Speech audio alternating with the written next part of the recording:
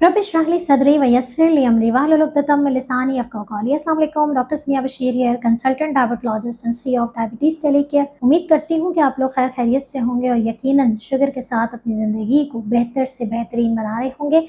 आज बहुत ही interesting video है क्योंकि हम बात करने जा रहे हैं एक ऐसी लेटेस्ट रिसर्च के बारे में जो कि बहुत ज़्यादा खतरे की घंटी है, बहुत ज़्यादा अलार्मिंग बात है, क्योंकि आज हम बात करने जा रहे हैं उस लेटेस्ट रिसर्च के बारे में जो कि अगस्त 2025 में रिलीज़ हुई है ये न्यूज़, जिसका ताल्लुक है आलू के चिप्स के हवाले से, जो हर छोटा बड़ा हमारे यहाँ बड़े शौक से खाता हुआ नज़र आता है। इसका शुगर के साथ क्या ताल्लुक है? जी हाँ, हम बात करने जा रहे हैं उस लेटेस्ट रिसर्च के हवाले से। वीडियो को एंड तक ज़रूर देखिएगा। अगर आप भी फ्रेंच फ्राइज़ के शौकीन हैं, डायबिटीज़ नहीं है, तब भी अगर आप फ्रेंच फ्राइज़ के शौकीन हैं तो ये वीडियो आपके लिए बहुत ज़्यादा इंपॉर्टेंट है। मुझे ज़रूर बताइएगा आप फ्रेंच फ्राइज़ खाते हैं, पसंद करते हैं? वीडियो को एंड तक ज़रूर देखिएगा।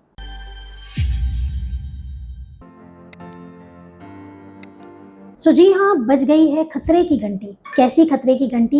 ये वो खतरे की घंटी है कि हमारा बच्चा जब बहुत छोटा-सा होता है, हम उसे भी आलू के चिप्स दे रहे होते हैं और हमारे जो बूढ़े होते हैं, वो भी अक्सर जो है वो नरम ग़िज़ा सैंडविच वग़ैरह के साथ आलू के चिप्स लेके खा रहे होते हैं।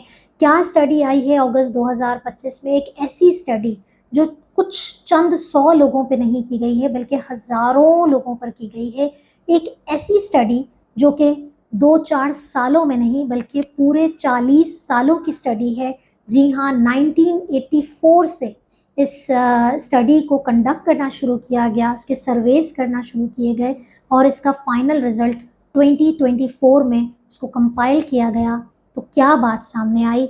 जी हाँ, आलू के चिप्स। मैं रिसर्च का बेसिक कंक्लूजन बताने से पहले आपको ये बताती चलूँ कि आप सब जानते हैं कि शुगर के मरीजों को हम अक्सर और बेशतर कहते हैं कि आप आलू का इस्तेमाल ना करें, क्योंकि पोटैटोज़ जो हैं वो स्टार्च है। लेकिन आज बात हो रही है ना सिर्फ डायबिटिक पेशेंट की, बल्कि आज इस स्टडी में बात हो रही है वो तमाम लोग जो कि डायबिटीज़ नहीं है, वो तमाम लोग जो कि हमारे हमारे जैसे यंग जवान लोग हैं, बच्चे हैं, बूढ़े हैं, सेहतमंद हैं और फ्रेंच फ्राइज़ का इस्तेमाल कर रहे हैं।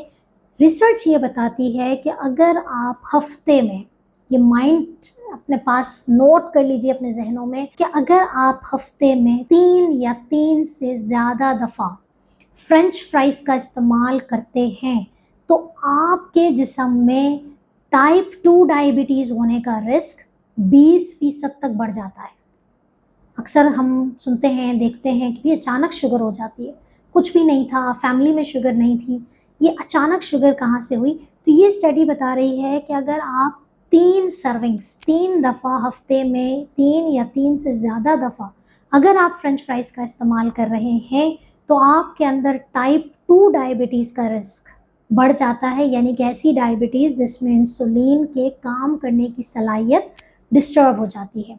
इसी स्टडी को कंपेयर भी किया गया कि अगर आप 3 या 3 से ज़्यादा दफ़ा हफ्ते में आलू की कोई दूसरी शक्ल खाते हैं, कीप इन माइंड मैं डायबिटिक की बात नहीं कर रही, जिनको ऑलरेडी शुगर डायग्नोस हो गई है, हम उसकी बात नहीं कर रहे। उनके लिए तो हम आलू पे पहले ही बात कर चुके हैं कि उनको तो आलू का इस्तेमाल करना ही नहीं है।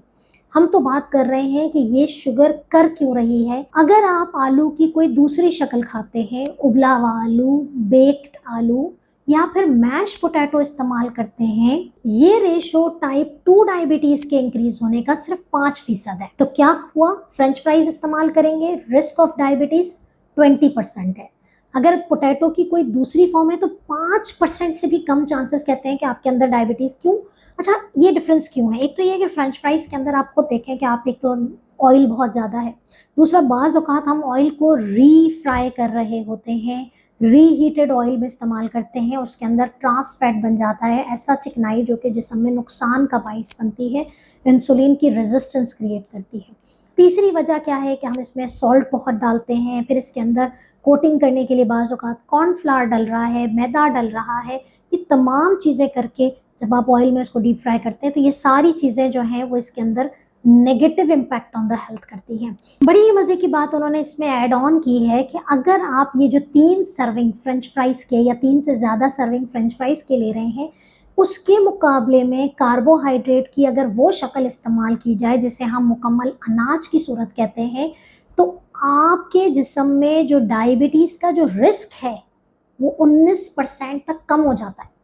यानी कि अगर आप फॉर एग्जांपल अगर आपकी फैमिली में भी डायबिटीज़ है या आप व्हाटएवर अगर आपको थोड़ा सा वेट भी गेन हो रहा है और अगर आपके अंदर टेंडेंसी है, अगर आपने फ्रेंच फ्राइज़ को रिप्लेस कर दिया है होल ग्रेन के साथ, मुकम्मल अनाज की रोटी खा रहे हैं, मुकम्मल कॉम्प्लेक्स कार्बोहाइड्रेट ले रहे हैं, तो 19% तक आप अपने जिस्म में डायबिटीज़ के रिस्क को कम कर रहे हैं।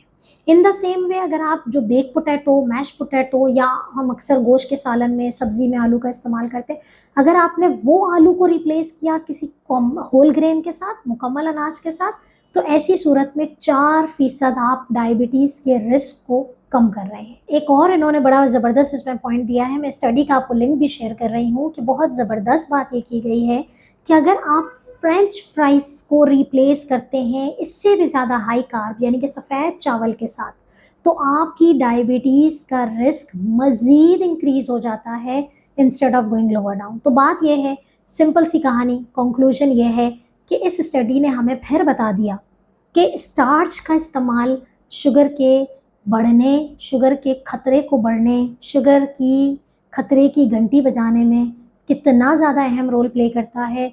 और अगर यही स्टार्च मज़ीद उसको ख़राब कर दिया जाए, यानी कि उसको फ्राई कर लिया जाए, उसमें एडेड सॉल्ट डाला जाए, एडेड रिफाइंड फ्लावर डाला जाए, आटा डाल रहे हैं आप इसमें, तो ये फ्रेंच फ्राइज़ आपके लिए कितनी बड़ी खतरे की घंटी है। तो ये रिसर्च है। तो अब करना क्या है, अपनी ज़िंदगी को सेहतमंद तरीके से गुजारें, ये रिफाइंड और इन सब चीज़ों को छोड़ के कुदरती चीज़ें खाइए, अल्लाह की बनाई हुई चीज़ें जो हैं वो एज़ इट इज़ इस्तेमाल करें। और अगर फ्रेंच फ्राइज़ के बहुत ज़्यादा शौकीन हैं तो हफ़्ते में 1 दफ़ा, 15 दिन में 1 दफ़ा इस्तेमाल कर लें। अपना बहुत ख्याल रखिएगा, दुआ में याद रखिएगा। अल्लाह हाफ़िज़।